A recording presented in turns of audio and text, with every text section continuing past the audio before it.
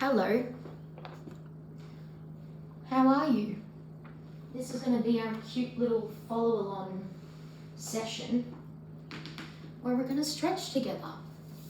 So put on your music and then let's start in a comfy straddle and just close your eyes and let's have some deep breaths.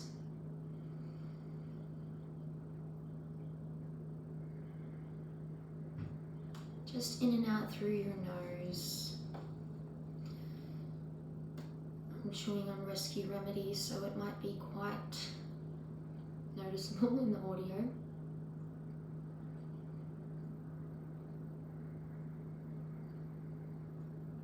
And we're just going to start by dropping one ear to one shoulder, over to each side. Trying to keep your shoulders relaxed and your chin slightly tucked in instead of all the way out. We have a little tuck. And then a few little pelvic tilts. So you're rounding your back and then arching. It's all right, darling. Cats are terrified. So next thing we'll do is put one forearm on the inside of our leg and reach your arm up, let your head be heavy. Most sort of focused place is the side of your body here. And we're going to reach with our arm, drop, and let's see if we can point our toes. And then we'll go to the other side. And obviously you can hold for a little more or less, whatever you want. But I kind of make my first two a little longer. Hello, darling. And then I feel into a little bit more of a flow. Reach. And then reach. Maybe 10 or so of those. No magic number, just taking your time, not forcing the stretch, just feeling into it. And we'll do one more little hold on each side with a different focus now of opening our chest. So we hold over and see if you can open your chest, let that top arm be heavy, maybe sink down, maybe a different position for your head. Then we'll come over to the other side. Just checking what the cat's doing. Open your chest, feeling into it. And then slowly coming up. From here, we're going to take a butterfly. So our feet are going to come together. Eventually they will. You're right. You're a bit speed. So however close your feet are to your meow, as in your pussy, not the actual cat, is up to you. But using your hands on your elbows, we're just going to take some little pulses down. So we should be feeling a bit of warmth and activation in your inner thighs. Pretend I'm still pulsing, I'm just cuddling the cat. You're okay. And again, once you've maybe done 10, 15, you're going to have your hands on your toes and start to pull yourself forward. Dropping your chin. Maybe even hands come to the back of your head.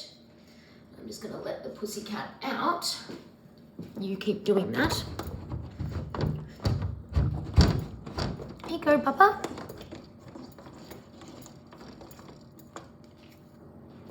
One last little squeeze. And then we release. And now find a forward fold, always making sure you pull your ass out so that you've got a nice straight spine.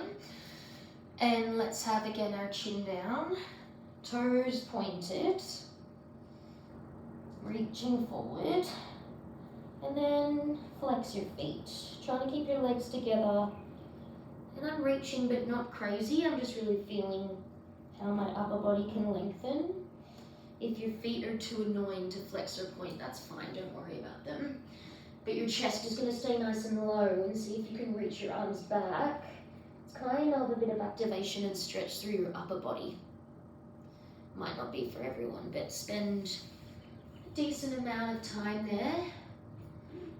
Maybe more active through the legs and then relaxing, maybe trying hands back one more time. And then we're going to sit up tall. So we're going to point our toes, again trying to stay as tall as we can. So that doesn't mean this, it means nice squeeze through your lower back, but almost a draw in through your chest and your chin tucks.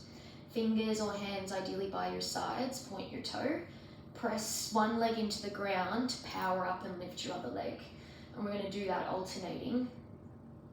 The idea is to keep your leg really straight and locked, pressing up every time. We'll do 10 each side, nice and smooth. If you need, you can come back here, but we're trying to feel activation in your quads and your hip flexors. So eventually we want to keep sitting up where you're really using your muscles a bit more. And then once you've done those 10 in each side, we're going to continue, but now find a little semicircle, I guess you could say, as you come in and out. So a little bit more through our hips, Daniel, as we move, just to feel a bit of extra range. And I don't mind if you want to go a little further, but just try not to lose all of this control. You want to stay steady and see if you can use the outside of your thigh and top of your thigh to really make that move without using your body. Yeah. And once there's just an orange thing in the background. And once we've done those, we'll get started on our single leg sort of focus stuff. So I'll keep my pants up like this, hopefully that's helpful. Pyramid pose. Both of your feet are on the floor and you're staggered here. So no real rule for how much distance you want, just a comfy amount of distance. Just don't be too close or all the way too far. You can have your hands on something or blocks, whatever it is, but the idea is that you've got lots of weight into this front leg. Your hands will frame your front foot, chin goes down, try to kiss your ankle here. So instead of the weight going back, weight stays forward as much as you can with this back foot staying firmly on the ground. And you'll feel the tension loading up in your front leg. We want to avoid, unsquaring your hips. So basically think whatever leg is forward, locate that hip and try to draw it back towards the wall behind you or whatever's behind you. From here, you take your arms back and use that to get a little bit more of a lean or range. And again, holding for, 20-ish seconds, whatever feels good. Then we're going to lower down, cushion for your back knee if you need it, and find a low lunge. So we were here, and then we're here. Low lunge, little pulses. The most important part, as we know, is your back hip, ensuring that we aren't pulsing like this, that we find our lean back, and then we're able to move forward and really stretch that hip the most. And I don't pulse all the way. I think about staying and dancing around that edge. Little pulses. Flex your back foot if it wasn't already, and a few knee lifts. Ideally 10, the more that you can straighten that leg and engage, the more that you can still feel this hip. Work your stamina, it's quite hard, I'm already panting. But those are your knee lifts. Once you've finished, you rest down, no rush, chill. And then we'll have a lizard lunge here. So opening up your front foot. And we're just gonna take little sort of rocking motions from left to right.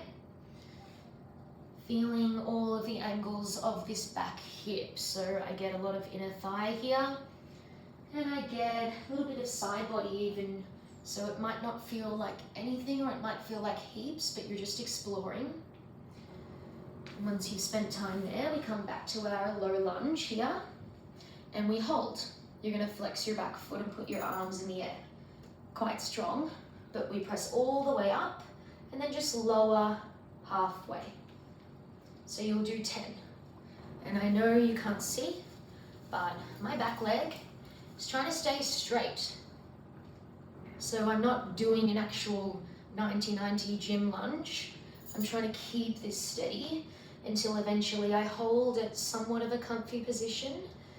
And then I play around with my breath, moving my ribs. Less is more. You're still trying to lift up. It's also just a sneaky way to get you to spend more time somewhere as well. Because eventually, you know, you can start to back bend.